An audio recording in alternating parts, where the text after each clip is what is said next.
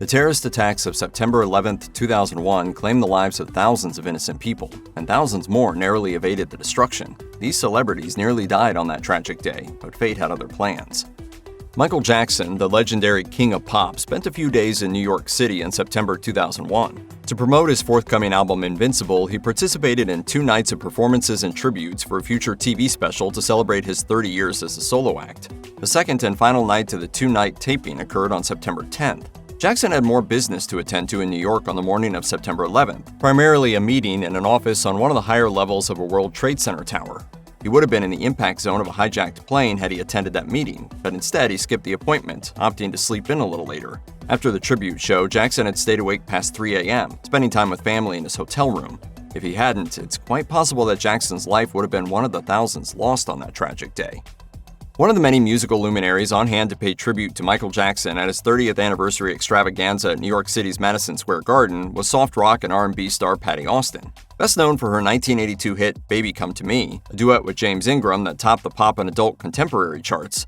Austin also performed with Jackson on It's the Falling in Love from his 1979 album Off the Wall. Austin was scheduled to perform at the Jackson concert on September 10th.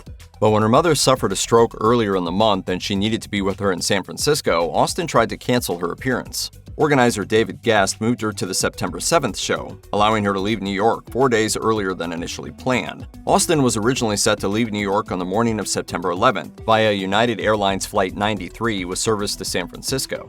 That flight ended up crashing in Pennsylvania after its passengers managed to stop the terrorists from flying it into the U.S. Capitol. Austin has said that this near miss has informed her way of life moving forward. I felt that my life had been saved for some specific reason. I have yet to figure that out, but I do a lot of charity work now. By 2001, pop rapper Marky Mark had evolved into Mark Wahlberg, one of the most popular Hollywood actors of the era. In 2001 alone, Wahlberg starred in the musical drama Rockstar and the blockbuster remake of Planet of the Apes. Wahlberg had booked a ticket for a September 11th trip on American Airlines Flight 11, which took off from Logan Airport in the actor's hometown of Boston and was meant to arrive in Los Angeles. He didn't get on that plane, however. About a week before, Wahlberg decided to postpone his trip back to LA in order to attend some film industry events in Toronto instead. Wahlberg stated in 2012 that had he been a passenger on Flight 11, the events of that tragic day would have turned out quite differently. As he told Men's Journal, "If I was on that plane with my kids, it wouldn't have went down like it did. There would have been a lot of blood in that first-class cabin, and then me saying, 'Okay, we're going to land somewhere safely, don't worry.'" Wahlberg later apologized via a statement, calling his own words insensitive. He eventually became a TV mogul, film director, and recording artist, but in 2001, Seth MacFarlane was known for one thing, being the creator and chief voice actor of Fox's raunchy animated series Family Guy. On September 10, 2001, MacFarlane gave a speech at his alma mater, the Rhode Island School of Design, and followed that up by getting drunk with some professors. He woke up so hungover that he ran late for his flight out of Boston that was meant to take him back to work in Los Angeles. Upon arrival at the airport, he approached the gate and asked to be let onto American Airlines Flight 11. MacFarlane told Piers Morgan Tonight, "The woman behind the counter said, 'You're too late, they just closed the gate.' And I said, 'All right, well, I'll take the 11 o'clock.'" MacFarlane went into a lounge to sleep off his hangover and woke up 45 minutes later to a commotion, seeing the live news footage of planes crashing into the World Trade Center. A newsreader announced that one of the planes was American Airlines Flight 11, at which point MacFarlane realized that he would have lost his life if he hadn't gotten so hammered. And I turned to the guy next to me and said, my God, that was the flight I was supposed to be on. I was late. I missed it. 8 years before her Academy Award-nominated debut role in the 2009 drama Precious, Gabourey Sidibe was an 18-year-old student, a recent high school graduate who had just started at Borough of Manhattan Community College. At the time, the school operated out of 2 facilities, one of which was located on the same street as the World Trade Center in Lower Manhattan. On September 11, 2001, Sidibe had an 8 a.m. class at that campus, but in what she says was a rare move, she overslept. Sidibe told the New York Daily News, "I woke up too late to get there on time. Even though I was disappointed in myself for waking up so late, I decided to just turn on my TV and catch a talk show. In about 10 minutes, I became aware of the planes hitting the towers." As the events of the day unfolded, the World Trade Center collapsed, and one of the towers toppled onto the building where Sidibe was supposed to be attending class. She continued, "People there lost their lives. BMCC shut down for a month because the school became a makeshift space for police, firefighters, and EMTs." Upon her 1986 marriage to UK royal Prince Andrew, Sarah Ferguson became Sarah, Duchess of York. She retained that particular title after her 1996 divorce from Prince Andrew, and also kept up the busy professional life of a royal by devoting much of her time to charitable causes and nonprofit organizations. The Duchess helped found Chances for Children, which kept an office on the 101st floor of one of the World Trade Center towers. Ferguson was supposed to arrive at the WTC at 8:45 a.m. for a meeting with her charity's small staff. American Airlines Flight 11, meanwhile, made destructive contact with the World Trade Center's North Tower at 8:46 that morning. Ferguson's car arrived at the complex less than a minute after that plane hit.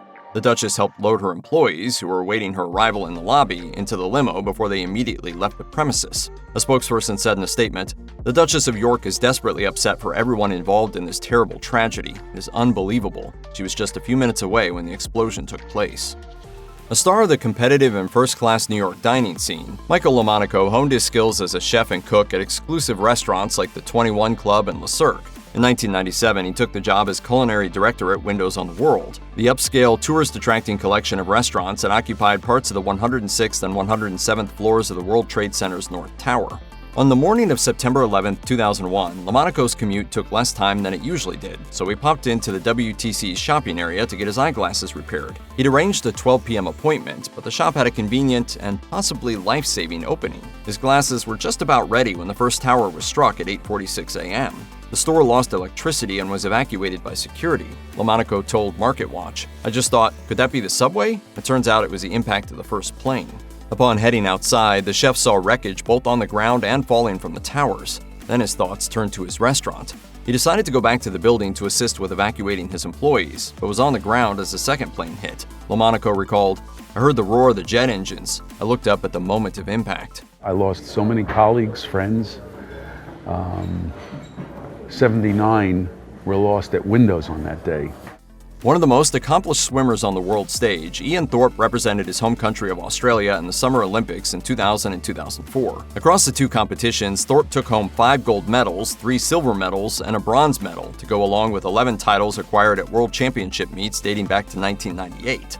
During a break in training between his two Olympiads, Thorpe and a friend took a vacation to New York City in September of 2001. On the morning of the 11th, Thorpe jogged around Manhattan and briefly stopped at the World Trade Center, where he and his friend were supposed to visit the observation deck until his traveling companion overslept. Thorpe told Compete Network, "I said we could go up the World Trade Center in the morning and then you do the Empire State Building at night. I grabbed a coffee and walked back to my hotel room, and literally in that period of the time, the planes hit. It was a very, very close call."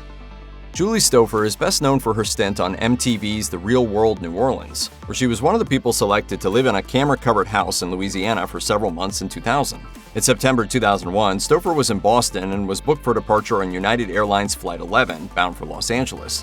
Stoffer had made plans to visit her boyfriend, who was in LA at the time, but they'd had a fight the previous evening. Very close to canceling the trip as a result, she still woke up early and decided to make the flight, calling a Boston friend to ask for a ride to the airport. That friend urged her to skip the trip entirely in order to send a message to the boyfriend she thought was treating Stoffer poorly. Convinced, Stoffer returned to bed and never went to the airport, saving her from a tragic fate on board one of the hijacked planes.